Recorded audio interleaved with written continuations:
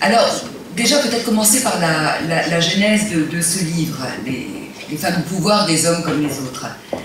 Parce qu'il m'était apparu, en écoutant voilà, les uns les autres, les médias, les conversations, mes patients évidemment dans l'intimité du cabinet, que voilà, dès qu'on était, je dirais, dans la question de l'ambition, de la carrière, de la mise en acte professionnelle de quelque chose voilà, qu'on voulait affirmer, qu'on voulait réussir, la question de l'identité se posait. Est-ce qu'effectivement, on avait des qualités particulières en tant que femme? Ces qualités, vous les connaissez tous, enfin, il ne faut pas les chercher pas loin.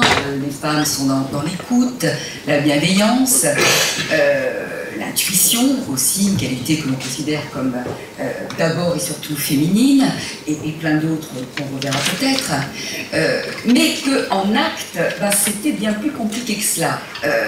C'est-à-dire que, où effectivement, elles obéissaient à ces qualités-là, mais ces qualités, forcément, on y reviendra, les limites, où elles transcendent ces qualités-là, et elles peuvent être aussi, je dirais, combatives, hargneuses, très autoritaires, et là, on leur reproche de, justement, diriger comme des hommes. Donc, il me semblait que les femmes étaient, de toute façon, et je pense qu'elles le sont encore très souvent, elles sont souvent encore coincées entre ces deux feux, où elles sont très femmes, et on va le leur reprocher aussi.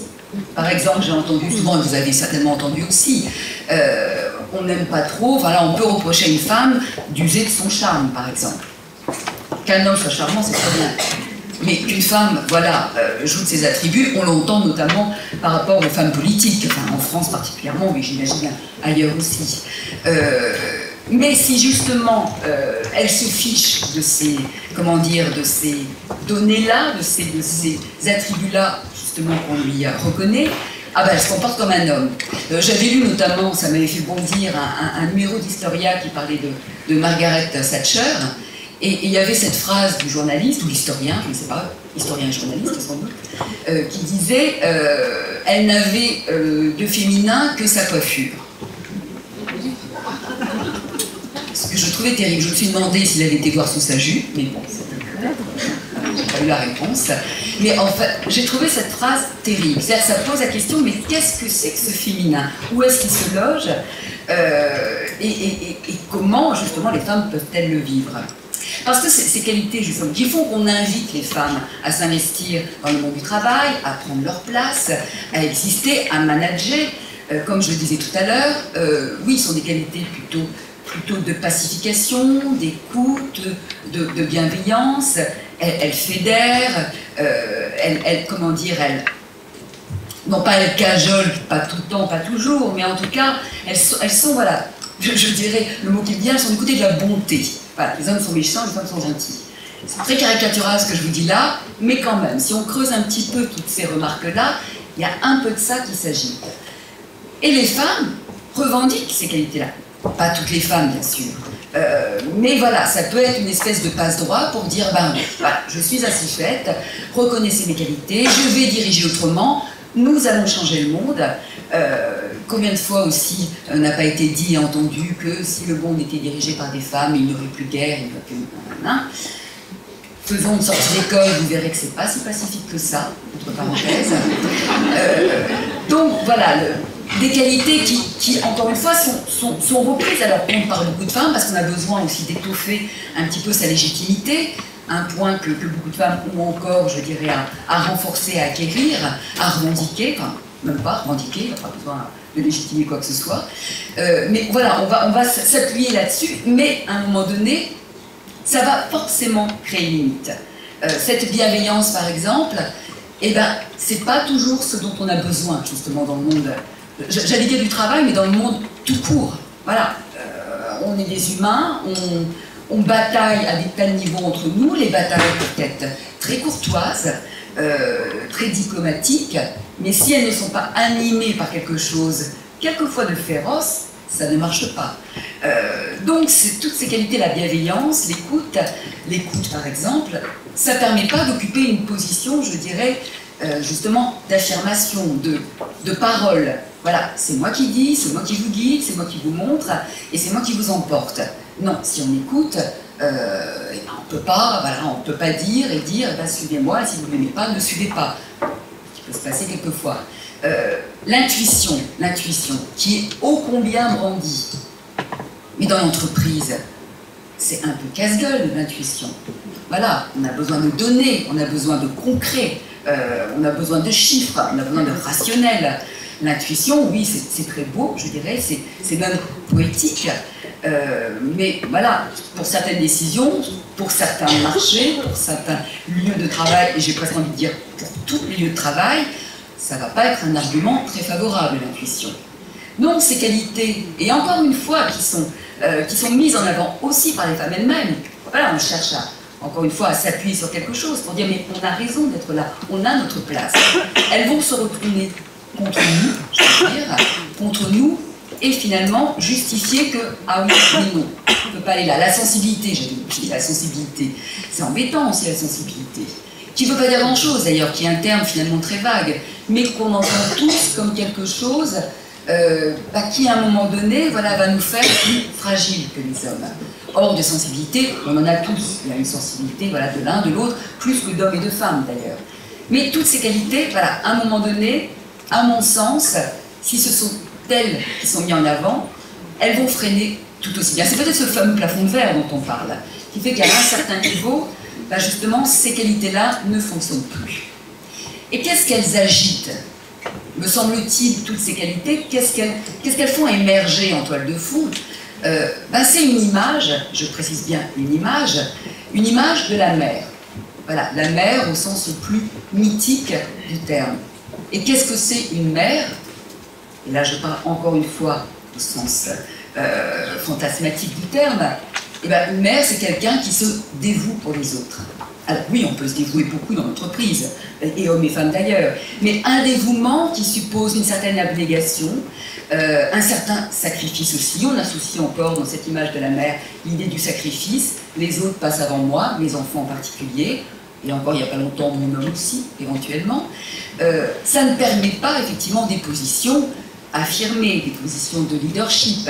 Ça ne permet pas non plus de revendiquer, je dirais, une ambition qui m'est propre, une carrière que je veux faire, des choix qui effectivement vont peut-être réclamer que peut-être les enfants ne seront pas toujours et absolument la priorité.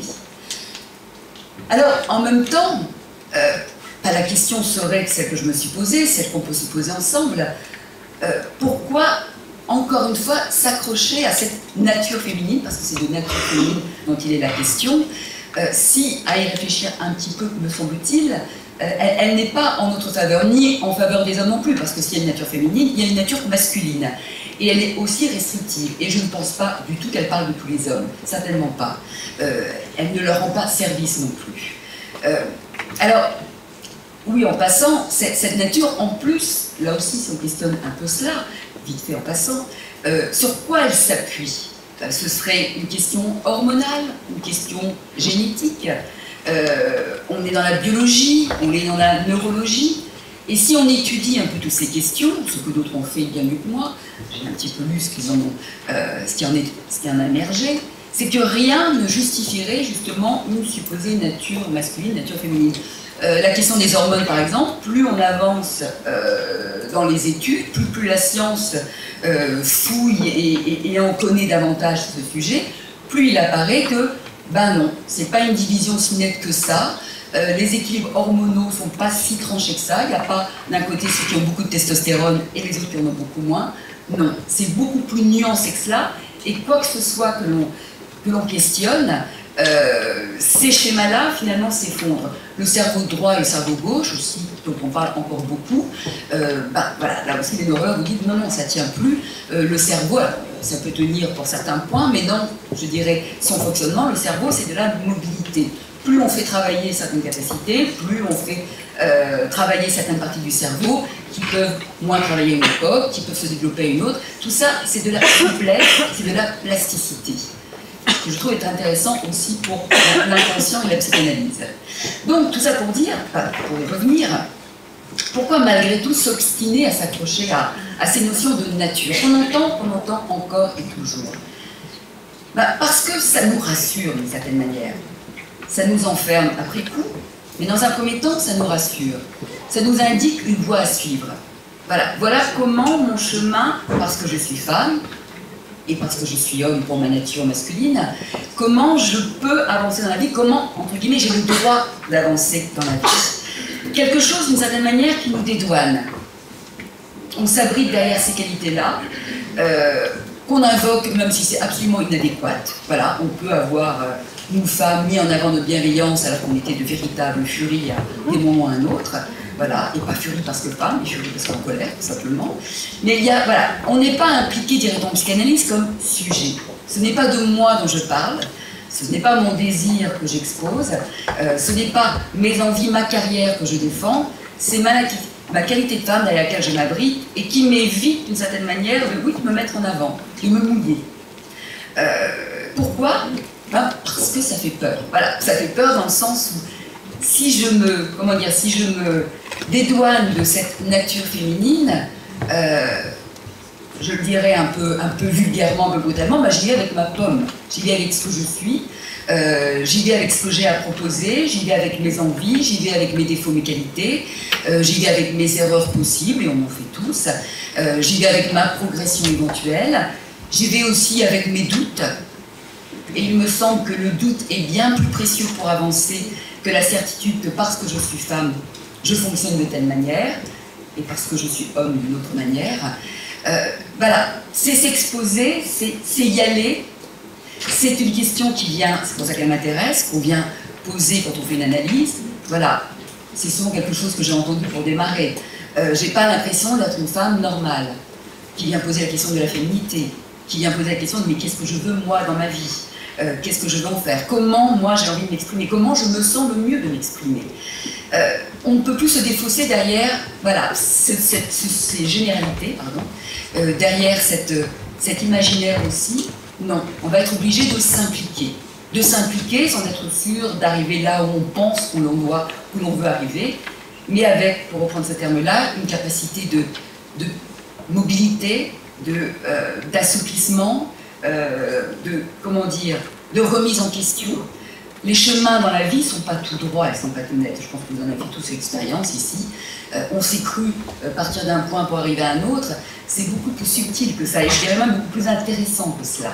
À partir du moment où on se dégage de cette idée de nature, qui suppose donc une façon d'y aller, un rythme pour y aller, un aboutissement qui serait celui d'une femme accomplie, oui, ça tâtonne davantage, ça doute davantage. On est plus seul aussi, c'est vrai. Mais cette solitude, elle est aussi à entendre en termes de singularité. Il y a un terme qu'on n'aime pas trop, en même temps, on l'aime bien, et puis il est un petit peu embêtant aujourd'hui, on en parle beaucoup, c'est celui d'individu. Et quand on dit individu, on pense forcément individualisme. C'est pour ça que j'aime bien, moi, ce terme de singulier, de singularité. Si on pousse ces natures, si on se demande, sans forcément s'allonger sur un divan, qu'est-ce que je veux, qui je suis, comment j'y vais, ce sont des singularités qui émergent. Et il me semble plus intéressant de nous penser tous comme effectivement singuliers, moi singulière en tant que femme. Il n'y a pas à chercher beaucoup pour se regarder un petit peu les unes les autres. Non, même si on aurait des qualités a priori identiques, absolument et incontestablement, mesdames, vous n'êtes pas les mêmes, et messieurs non plus. Et ces singularités, à mon sens, sont vraiment le point de départ pour arriver à fonctionner ensemble. On entend individualisme comme quelque chose qui serait justement la fin du groupe, la fin de l'entraide, la fin de peut-être de la société, même un terme, on parle beaucoup effectivement d'égoïsme, toujours associé à ce terme d'individualisme. Mais si on assume sa singularité, il me semble que c'est le meilleur chemin, en tout cas le point de départ essentiel, pour aussi tolérer celle de l'autre. On parle aussi beaucoup de diversité en ce moment. Reconnaître effectivement cette diversité sans aller chercher effectivement des points de diversité immédiatement reconnaissables, c'est se poser les uns les autres la question de qu'est-ce que j'aime faire Et donc, qu'est-ce que je sais faire? Parce que je pense que ce qu'on aime faire, on le fait quand même beaucoup mieux. Et on n'a pas tous envie d'être leader, on n'a pas tous envie d'être à ce poste-là, on n'a pas tous envie de défendre cette qualité-là, on n'a pas tous envie d'écouter, voilà, des fois on a aussi envie de parler, de mener, d'entraîner. On a tous des potentiels qui, s'ils s'abritent encore une fois derrière ces idées de nature, n'ont pas de possibilité de s'exprimer. Et ces singularités-là, me semble-t-il, ça se voit à l'œuvre, en action, quand elles existent réellement et dans l'entreprise ô combien, et ben ça fédère, voilà, ça fait des liens, ça fait des ensembles, ça invente de nouvelles organisations, à l'image du couple d'ailleurs. Si je suis, moi, en face d'un autre différent de moi, si je ne me défausse pas derrière l'idée que parce que je suis une femme, je fonctionne de cette manière, et parce qu'il y a un homme, il n'y comprend rien, et il ne sait pas mettre en route une machine à laver, par exemple, on entend encore ça. Si on met ça de côté, et on fait plus confiance, on se demande au fait qui on est, qu'est-ce qu'on fait ensemble, et comment on peut avancer ensemble, et ben on a la possibilité d'inventer la manière de vivre son couple, mais comme on a la possibilité d'inventer une façon de vivre l'entreprise. On y reviendra peut-être tout à l'heure, mais je ne suis pas très sûre que l'entreprise et l'intime, en tout cas, ce soient des mondes si étanches que ça. Je dirais même que je suis sûre que non, ça n'est pas du tout étanche. Donc, il me semble que, voilà, s'il y a quelque chose qui peut aujourd'hui vivre, exister, qui peut de plus en plus prendre la place et nous organiser, c'est voilà, l'idée que l'un et l'autre, nous ne sommes pas pareils, d'une femme à l'autre, on n'est pas pareil. On a une expérience de femme, je ne dis pas qu'on est tous les mêmes, loin de là. Mais au contraire, voilà, on a une expérience chacun, je dirais singulière et sensible, homme ou femme, de ce que nous sommes en tant qu'individus sexués, et qu'à reconnaître, à s'assumer comme tel ces singularités, eh ben, ce sera beaucoup plus sympa d'avancer ensemble, beaucoup plus intéressant, beaucoup plus engageant et impliquant aussi, et beaucoup plus productif, un mot qu'on aime bien dans les entreprises. Je vous remercie pour votre écoute.